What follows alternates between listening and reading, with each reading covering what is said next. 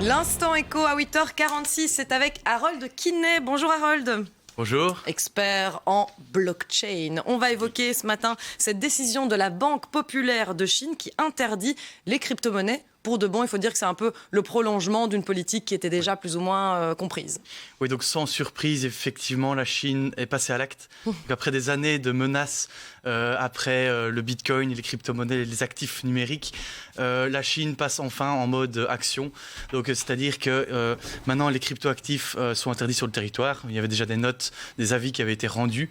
Mais cette fois-ci, il y a un organe de contrôle complet qui va être mis en place et qui va surveiller en fait, les citoyens et les entreprises pour leur éviter d'être liés à des activités liées aux crypto-actifs. Mais donc concrètement, ça veut dire qu'on ne peut pas avoir de crypto, on ne peut pas commercialiser sur base de crypto, enfin on ne peut rien faire qui soit lié à la crypto ou il y a quand même des choses qui sont autorisées? On ne peut rien faire en fait. Ah, donc, voilà. C'est clair. En fait, à partir déjà de 2009, dès que le bitcoin a été mis en circulation, donc au début c'était très... de manière parcimonaire, on va dire, directement, la Chine a attaqué directement ce système.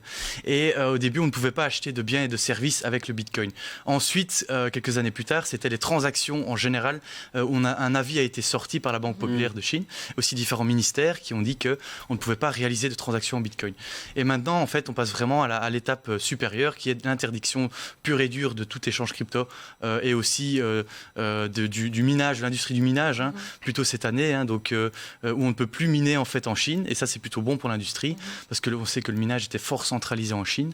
On parlait quand même de 40% du minage qui était situé en Chine. C'est beaucoup aux États-Unis maintenant. Ça a été expliqué un peu partout. Mais donc ça veut dire qu'il faut bien comprendre que le particulier chinois, comment on fait pour lui interdire alors d'aller sur des plateformes étrangères qui se situent partout dans le monde, acheter et revendre des crypto-monnaies sur les bourses crypto, quoi. C'est compliqué. Ici, c'est l'organe de contrôle qui va mettre tout ça en place. Bon, exactement dans le détail, je ne sais pas comment ils vont faire ça, mais en tout cas, ils ont des amendes en fait qui vont donc d'une valeur de 4 fois la valeur du portefeuille crypto du résident chinois, donc c'est quand même énorme, qu'il va devoir payer, quoi. Mais ce qui est assez incroyable, c'est que quand on parle de crypto, de blockchain, on dit toujours que sa caractéristique principale, c'est d'être décentralisé. Et ici, on voit quand même que c'est possible d'avoir un contrôle, ne serait-ce qu'en l'interdisant. C'est possible, oui et non, parce qu'en Chine, Facebook est interdit, mais énormément de Chinois utilisent Facebook. En fait, ils utilisent ce qu'on appelle des VPN, ce qui va leur permettre en fait de feinter le fait qu'ils soient dans un autre pays pour utiliser les services, mais en étant résident chinois. Et ça n'a pas eu d'impact à la baisse. Enfin, Tara, tu me corriges si je me trompe, mais sur les marchés des cryptos, ça n'a pas véritablement de moins d'impact, en moins.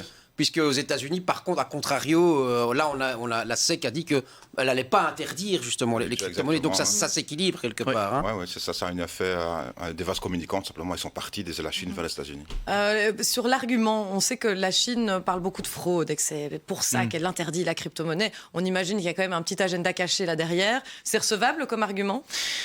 Il faut quand même avouer que oui, parce que moi qui ai connu l'époque 2017 de la hype des ICO, donc les levées de fonds en crypto-monnaie, il faut savoir qu'à peu près 80-90% des ICO, donc levées de fonds en crypto-monnaie en Chine, étaient des exit scams, qu'on appelle ça.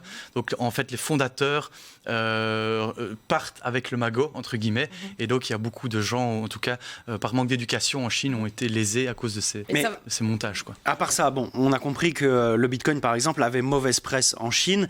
Donc je me pose la question des conséquences à partir du moment où ça va être interdit. Est-ce que l'utilisation des cryptos était très généralisée ou déjà c'était assez réduit quant à son utilisation en Chine ? Le marché asiatique, globalement, était quand même un des marchés principaux des crypto-monnaies. Quand on voit les volumes, c'était surtout sur les places d'échange en Asie et en Chine aussi. Donc par exemple, Binance a dû se délocaliser parce qu'il opérait depuis la Chine, comme Yobi, etc.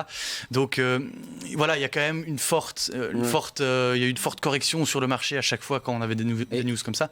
Mais est-ce que ça va favoriser les conséquences? Donc, les conséquences concrètes. Ici actuellement, ce qui est intéressant, c'est qu'on voit que le Bitcoin est de plus en plus résilient. Donc on a de moins en moins de gros mouvements de marché, de panic sell qu'on appelle ça, par rapport à ces news qui viennent de Chine. Et donc à mon avis, il y a beaucoup de Chinois qui utilisent des VPN, etc. pour continuer à utiliser le crypto-monnaie, quoi. On imagine qu'il y a aussi un intérêt derrière de faire valoir le yuan numérique. C'est ça, les Chinois vont lancer. On n'aura pas le temps d'en parler aujourd'hui. Prochaine fois. Merci beaucoup Harold. Voilà pour la chronique écho. On s'intéressait à ces activités donc commerciales liées à la crypto qui sont interdites purement et simplement en Chine.